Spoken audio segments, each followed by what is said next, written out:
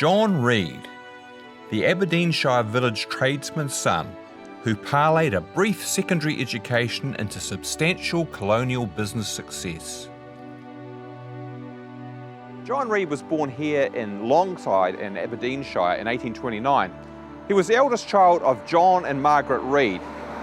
His father was a skilled tradesman, a cart and ploughwright who ran a workshop that manufactured agricultural implements and employed a number of men. Now this would have been a key village industry in an agricultural region undergoing progressive modernisation at the time, so John Reid likely grew up in relatively comfortable circumstances, attending the local parish school. But he then had the added benefit of going to the Kemnay Academy, a boarding school 70 kilometres to the south and inland from Aberdeen. Now by the 1840s, this had developed into a highly regarded educational institution under the tutelage of a remarkable country schoolmaster, Andrew Stevenson. Reid was 13 years old and he was only here for a term, but the education he received at Kemnay Academy was a turning point in his life. Now he wasn't a very sentimental man, so it's quite striking that for the rest of his life, he retained a series of letters written to and from his family during the few months he was at Kemnay Academy in 1843.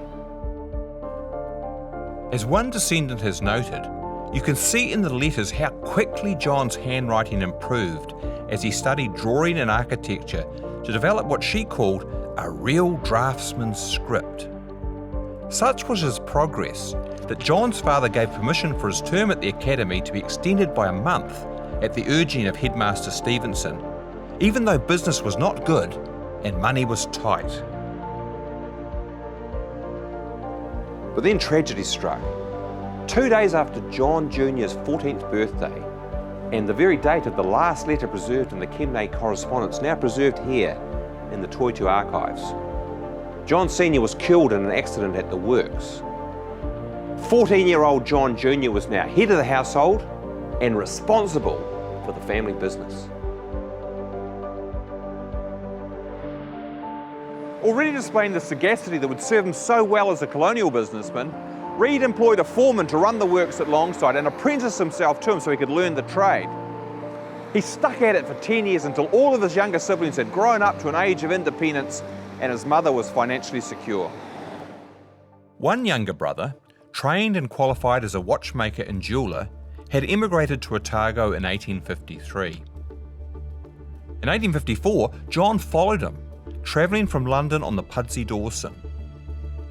This was not a voyage of assisted immigrants. It fell between the collapse of the New Zealand Company and before the Otago Provincial Council restarted subsidised migration, a period when the small number of new arrivals to Port Chalmers were all fare-paying passengers.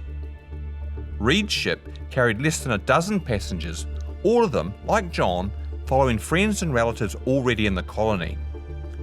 Brother James was there to meet him on arrival. The Reids were go-ahead young Scotsmen with an eye for opportunity, and Dunedin in the late 1850s was just the place for them. John had already sold the business at Longside and he had a fiancée who he left behind while he went ahead to check things out, so he had a good bit of money and plenty of motivation to put it to good use. He was also adventurous, twice venturing as far as Southland to buy cattle and then driving them across country through winter with little equipment and the barest of assistance to sell them at profit in Dunedin. He set up a base in this 12-foot square slab hut by the mouth of the Leaf, at what was then called Pallisher Bay, a long-forgotten part of the Dunedin shoreline that later disappeared as parts of the harbour were reclaimed from the sea. It was about here where 4th Street now runs, and a good distance from the main village of Dunedin.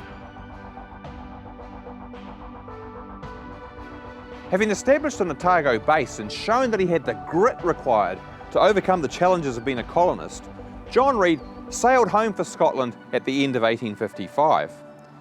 And here, in her home parish of Old Deer, he married his sweetheart Mary Gall. Then together, they set sail for Otago as cabin passengers, not steerage, on the William and Mary, arriving in May 1857. John now bought a small dairy farm at the far end of North East Valley, modern Normanby, and began running a dairy herd here while also felling trees on the property for sale as timber. He also claimed to be the first to drive a milk cart into Dunedin across the boggy North Dunedin flat. It wasn't long, however, before he was recruited to the survey office as a draftsman. Those long ago lessons at Kemnay providing a skill in drawing that was much in demand as land was divided up for sale across the province. Reid made the first lithographic maps in Dunedin.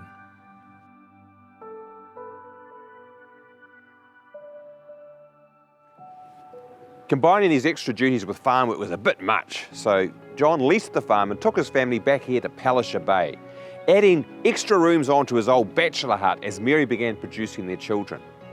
Eventually, there would be 11 Reid children, though sadly, 4 of them died in infancy. The cramped work conditions of the survey office began to affect John's health. So in 1862, he resigned from his position and went back to the more vigorous outdoor life he'd enjoyed in his first years in the colony.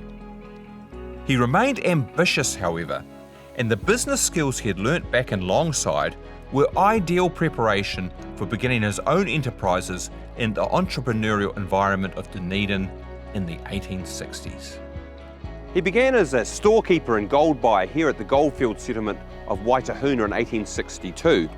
Through the decade, other partnerships and reconfigurations of his mercantile operations followed, including with another Reid brother who arrived in Otago in 1866. He then expanded into farming in the 1870s, relocating to Corner Bush Estate at Merton for a time. As his children grew older, however, he wanted them to have the best schooling available, and that meant a return to Dunedin.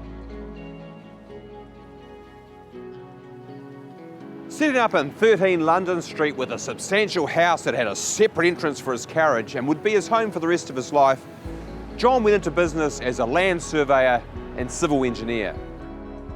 He had various partners over time, but eventually his company became a family firm, John Reid and Sons, with headquarters by 1900 in Liverpool Street.